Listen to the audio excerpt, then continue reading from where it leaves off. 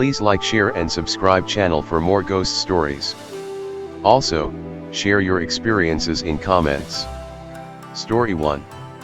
My son-in-law died unexpectedly from a massive heart attack at the young age of 38, leaving his widow, my daughter, with 4 young children to raise alone. The youngest wasn't even born yet. Basil died in December and Zach was born the following March.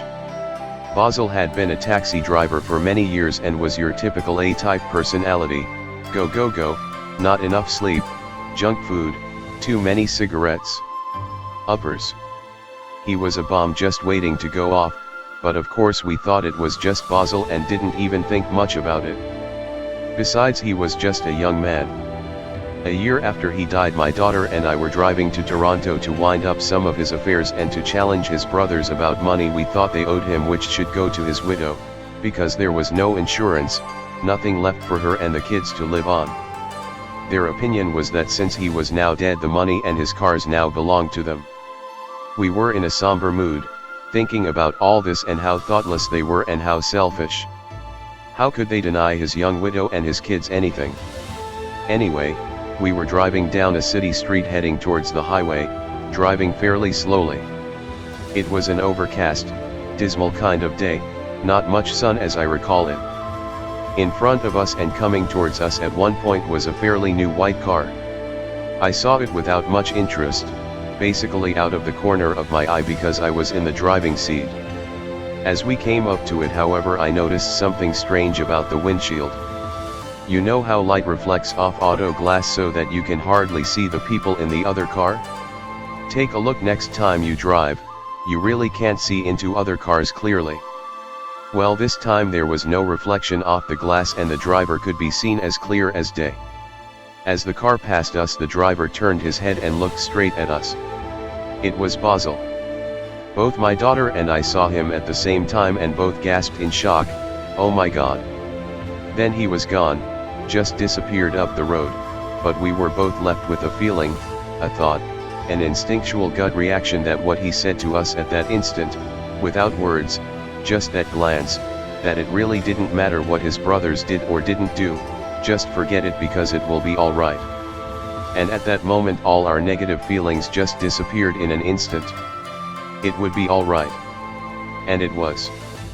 30 years later my daughter has remarried, the kids are in university, everyone is well, all is good. Thanks for that, Basil.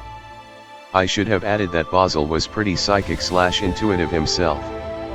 He once phoned me in a state of utter panic because his long-dead uncle had walked through the wall and was sitting on the couch trying to talk to him. This was in broad daylight. I told him to tell his uncle that he just wasn't ready for a visit right now and please go away, which he did.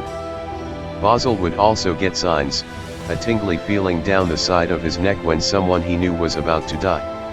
One day, a couple of weeks before he himself died, he got the sign, but he thought it was for me. It wasn't. Sadly, it was for him. Story 2. Oh yes. It happened some 5 years ago and thinking about it still freaks my friend out. Read on to know why it doesn't freak me out as deeply as him. Details first. I was in IXTH grade and had recently joined a tuition class for physics with my friend, Shreyansh. We both lived in the same colony. Our class timings were 6 p.m. to 8 p.m., 4 days a week. To reach to our tuition, we followed a definite route, which happened to be a shortcut, to arrive at the place from where we took an autorickshaw. The shortcut took us 10 minutes by foot to reach the auto stand. Of course, while reaching to, we had to walk from the stand to our respective homes. The arrows indicate the way which we traversed. The double lines on the right indicate the main road from where we took an autorickshaw. The cross mark after that arrowed lane indicates a dead end. That lane had no other outlets either in the left or in the right. It was a straight road with houses on either side. Then there was the dead end. The green zone is a piece of unsold land. The letter B symbolizes a banyan tree, cliched, but true, and the plus sign above the B is a hospital. Obviously, this map is not to scale. So now let me come to my story. This happened while my friend and I were returning from our tuition class. Needless to say, we followed the exact same route. But just like every kid of 15 years old, we had just begun feeling a sense of freedom that we could do some things on our own, even if it called for breaking some rules. The unsaid rules here were, to be back home by 8:30 p.m. and not to go lurking around places at night. But the curiosity in us made us to give a thought about exploring the lane just above the lane where we had to go, see map, the one with the dead end. We had never been there before, so we agreed. I forgot to mention that the society was a place where you wouldn't see much humdrum, especially after the sun set. So around 8:20 p.m. in the evening, it was dead silence all around. The moment we turned left onto that lane, we saw an old lady with an arched back, dressed in white sari, cliched, standing stiff, and staring at the very first house on that lane. One thing that we noticed was that her sari shone brilliantly in the white fluorescent street light. We ignored, since she looked like a normal human being. We traversed ahead, because we were unaware of the fact that there was a dead end ahead. After a few seconds of walking, I thought I heard footsteps from behind me. As a reflex, I turned back. The old lady was standing in the same position, staring at another house. Only this time, she was closer to us, 5 meters approximate. It was weird, because how can an old lady walk at a speed in which we were walking? We ignored her again and continued walking. Few seconds later, Shreyansh heard footsteps too. The same thing repeated, but she was even closer, stiff and staring at a different house. Now, we started feeling the chill. There was no one around, only the three of us. And something strange was happening. Freaked out, this time we ran, literally ran, ahead, until we saw an apartment at a distance. The road ran straight into the basement of that apartment, dead end. I managed turning back while running, and there she was, staring right at us.